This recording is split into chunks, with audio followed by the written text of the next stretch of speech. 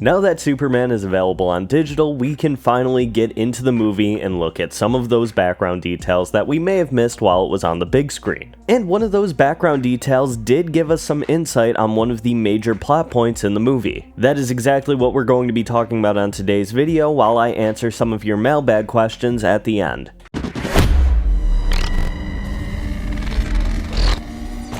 With Superman available on digital, many people are seeing the movie for a second time. Now, there was a discussion on Twitter about how when a movie typically comes out on digital, no matter how praised it was in a theatrical release, the movie typically gets a second wind backlash. I think this mostly comes from the fact that you can get away with posting a 4K screenshot or 4K footage from the movie and getting high engagement by saying something inflammatory about a movie that a lot of people really loved. And it's always one of like 5 or 6 different clips from the movie that go floating around. For this movie specifically, I saw people complaining about the editing when Ultraman kicks Superman in the groin, something that nobody pointed out until they were able to watch the movie frame by frame. And this one was getting some heat because of some cam footage, but there have also been many complaints about the lighting in the scene where Superman is giving his speech to Lex Luthor. I don't know, logically, as somebody who has had conversations with gaffers about this scene, it makes sense from a natural lighting perspective, and thematically from the idea that Superman is literally bathed in sunlight, a figure that represents the sun. And think about it, we're looking at this scene from Lex Luthor's perspective. His belief is that Superman views himself as superior to humanity, and now he is being quite literally blinded by a being of light. This isn't what I wanted to discuss in this video though. What I really wanted to talk about is the fact that a major plot detail is resolved only in the background. A big chunk of the movie resolved around the fact that the latter half of the message that Superman's parents sent with him on his journey to Earth was corrupted. And later on, when Lex Luthor was able to infiltrate the Fortress of Solitude with the Engineer, she was able to recover the second half of the message. And when Lex Luthor revealed it to the world, had a much more sinister implication for Superman's reason for being on Earth. And this was a big controversial discussion point, simply because this is a big departure from the standard Superman origin. So there were a few different parties here. Some that believe that the message was 100% genuine and Jor-El would be depicted as a villain for the future of this series. Some that believe that the second half of the message was modified by a character like Braniac or even General Zod, or that potentially Bradley Cooper could be playing General Zod in the future, and in order to gain Superman's trust, he will depict himself as his father. And the final party, which thought, alright, maybe Lex Luthor was just smart enough to make a convincing message, with even Mr. Terrific verifying that he knows the people who analyzed the message, and that from his perspective, it seemed 100% authentic. Now, the main theory I was going for was that it could have been modified by some kind of intergalactic source, and that maybe we would see this expanded upon when Supergirl releases next year. We don't know her full backstory yet, but she is clearly traumatized by some kind of big event, such as the destruction of Krypton, or this could even be a version from Argo City. We'll have to wait until that movie to find out, but yeah, that was the main assumption I was making. But as mentioned, they did resolve this issue in the background. During Maxwell Lord's interview after the climax of the movie, the news ticker at the bottom of the screen reveals that Lex Luthor was behind false images of Superman's parents, meaning that the true solution was that Lex Luthor fabricated the message. While I'm glad we do have resolution to this plot point, I do feel like there should have been a clearer explanation in the movie itself. I mean, this was such a major plot point of the movie, and it caused so much discourse online, that I feel like maybe there should have been a scene resolving this conflict. Maybe there was something that was cut out at the last minute, because most people will not even notice or pay attention to this. Some of the biggest Superman fans that had seen the movie multiple times didn't know until we could actually zoom in and look at the footage frame by frame. I'm sure they'll address this in the follow-up movies. I'm just glad that the issue was resolved and we don't have to keep debating about what the message could have been. But that's going to wrap it up for the main topic. I am going to continue answering some of your mailbag questions as I did last week. If you have a question you want me to answer in a future video, drop it in the comments down below with the hashtag mailbag. Today's first question comes from AJ, who said, I can't think of another franchise more tragic than the DC Extended Universe. Can you name another franchise that made a number of empty promises and suffered from terrible writing, terrible portrayals, terrible egos, terrible people who committed terrible crimes, and talented, decent-mannered people who are just doing their jobs but got screwed over anyway? Thank you so much for your question, and the one that immediately comes to mind is the Universal Monsters Dark Universe franchise. If you're unfamiliar, Universal was seeing the success of the Marvel Cinematic Universe in the mid-2010s, and initially tried to launch their own shared universe, starting with the movie Dracula Untold, which was a Dracula action movie about the character's origins, but because the movie was a box office disappointment and critically failed, they attempted this again just a couple years later with the Tom Cruise Mummy movie. But instead of releasing a movie with a tease for a future franchise of different monster-related movies, they instead decided to announce every single monster movie idea they had that was going to come out following The Mummy. And this was going to include a Johnny Depp-attached Invisible Man movie, Angelina Jolie and Javier Bardem starring in a Frankenstein adaptation, and so many other planned follow-ups that were announced before the movie even hit theaters. But I feel like that's such a standard answer when you talk about failed franchises. The one that I've always been really interested in was the future of Josh Trank's potential Fantastic Four franchise. Initially, the plans were for the movie to cross over with the X-Men franchise, which was successfully rebooted a couple years prior, in an attempt to rival the MCU. I don't think this would have been necessarily good if the 2015 iteration of Fantastic Four was a success, but I think it would have been interesting to think about what this parallel Earth would be like if we had a successful Fantastic Four /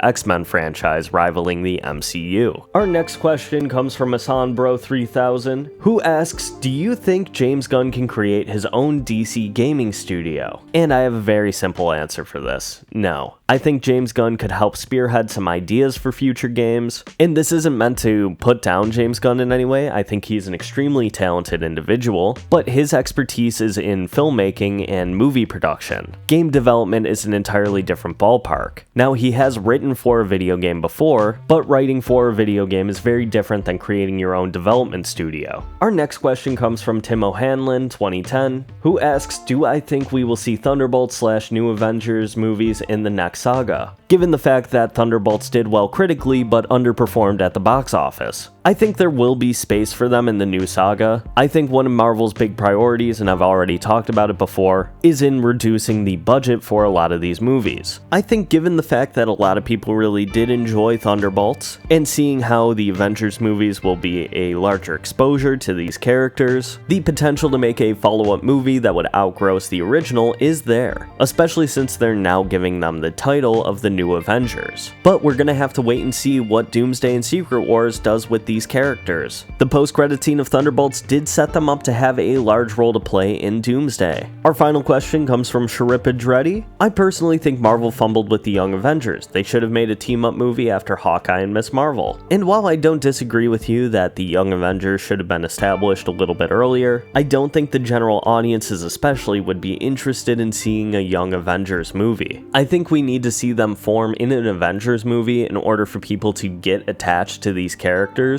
because had they released a Young Avengers movie off the back of Hawkeye and Ms. Marvel, I don't think it would have done very well financially. So hypothetically, if they had assembled in the background of the MCU, and we see them assemble for the first time in Doomsday or Secret Wars, already established so that people could kind of get to know who these characters are, and if people are very receptive to them, then they could get their own movie off the back of that. But again, it all depends on what the box office results for Avengers, Doomsday, and Secret Wars will be. That's going to do it for today's video. I want to thank you all so much for watching through to the end. Make sure you leave a like if you enjoyed the video, subscribe for more content, leave a comment down below, especially if you have a mailbag question you want me to answer in a future video, and I will see you in the next video.